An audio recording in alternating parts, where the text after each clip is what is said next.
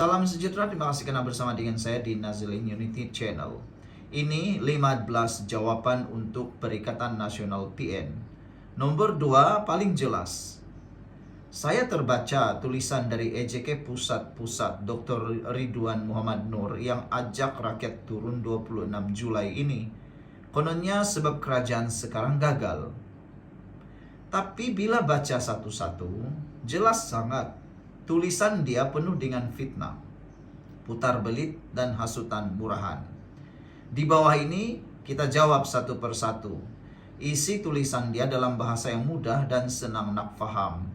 Ditulis oleh Muhammad Nur Ismail. Nomor 1, rakyat marah tapi bantuan makin bertambah. Kalau rakyat marah sangat, kenapa STR, sumbangan tunai rahmah, SARA, menu rahmah, bantuan sewa rumah, bakul makanan, bantuan usahawan, semua itu jalan terus? Takkan marah tapi ambil bantuan. Nomor 2, hampir 2 tahun bukan masa pendek, tapi lebih baik dari 33 tahun pas perintah Kelantan, yang mana tidak ada air bersih pun. Wow, rupa-rupanya Kelantan sudah memerintah Kelantan 33 tahun, tapi air bersih masih tidak selesai-selesai lagi. Perdana Menteri ke-10 baru perintah 2 tahun. Pas sudah bising. Di Kelantan pas dah lebih 30 tahun. Air pun keruh lagi. Elok cermin diri sendiri. Sebelum kita teruskan ulasan yang panas ini, saya perkenalkan dulu kepada Anda. Ini terapi imun transfer factor for life.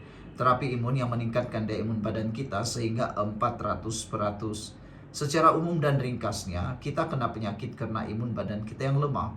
Kita tidak sembuh-sembuh daripada penyakit karena imun badan kita yang lemah. Dan kita juga boleh jadi ada penyakit karena imun badan kita yang jadi bodoh menyerang diri kita sendiri. Tetapi dengan adanya terapi imun ini mendidik, merangsang, dan menguatkan imun badan kita boleh sembuh daripada semua jenis penyakit karena imun badan kita menjadi dokter yang kuat dalam tubuh badan kita, merawat dan melawan penyakit akar penyakit kita. Dan apabila imun badan kita jadi bijaksana, dia tahu mana satu lawan, mana satu kawan dalam tubuh badan kita. Oleh sebab itulah, dapatkan produk yang hebat ini, penemuan sains paling bersejarah dalam dunia kedokteran abad ini. Dan ini ialah produk yang lulus KKM, halal, dan teruji di Makmal. Dapatkannya melalui nomor telepon yang tertera dan jangan bertangguh-tangguh lagi. Saudara, perkara ketiga jawaban kepada persoalan hebat ini ialah janji manifesto bukan tak buat, tapi buat ikut keutamaan dan budget negara. Kerajaan tak pernah lari dari manifesto, tapi tak semua boleh buat serentak. Mana yang paling penting untuk rakyat, itu yang didahulukan. Bukannya berjanji bulan bintang macam pas, lepas tu lupa sendiri. Nomor 4, isu cukai. Subsidi disasar bukan ditarik. Kerajaan sebenarnya tak pernah tarik subsidi, cuma salur kepada orang yang betul-betul layak. Dulu subsidi terbuka sampai tauke kaya, warga asing pun dapat. Sekarang rakyat miskin yang betul-betul susah dapat bantuan khas. Nomor 5, kononnya negara makin tak selamat, tapi indeks jenayah makin kurang.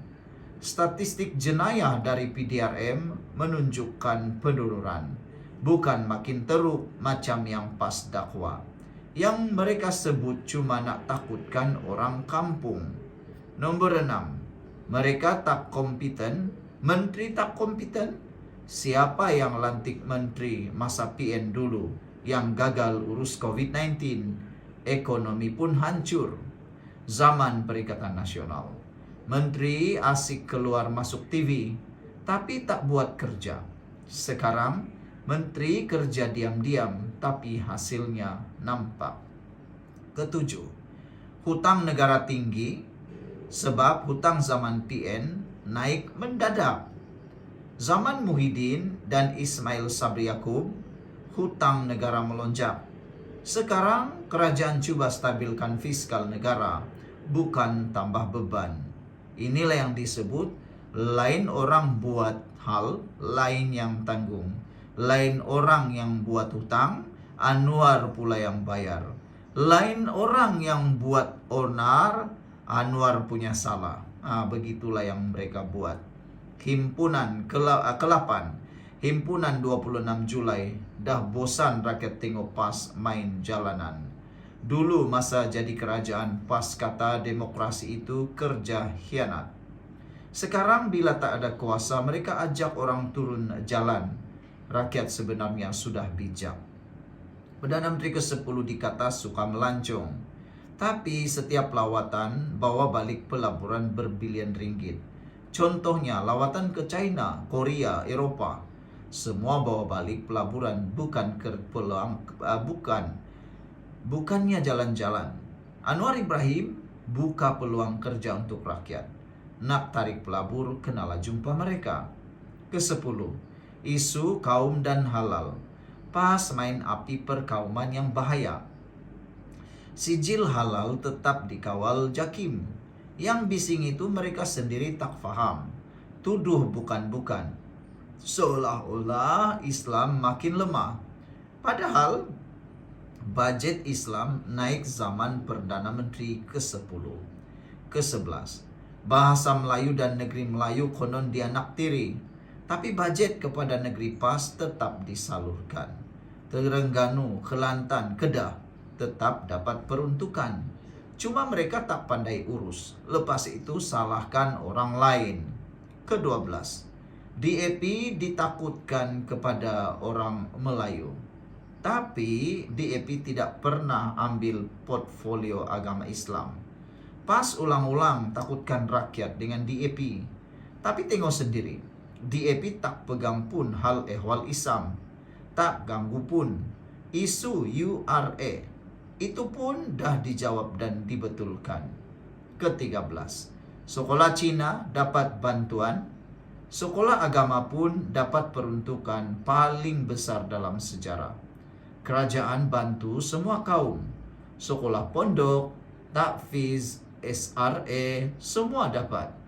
Jangan sempitkan fikiran kononnya bantu satu kaum saja.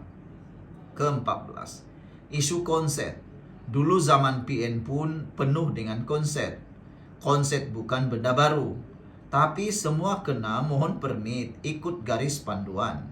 Konset tak sama dengan maksiat.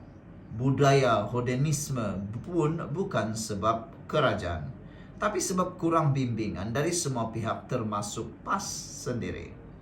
Yang ke-15, fitnah konon kerajaan ini anti-Islam tapi budget hal ehwal Islam naik, reformasi institusi berlaku.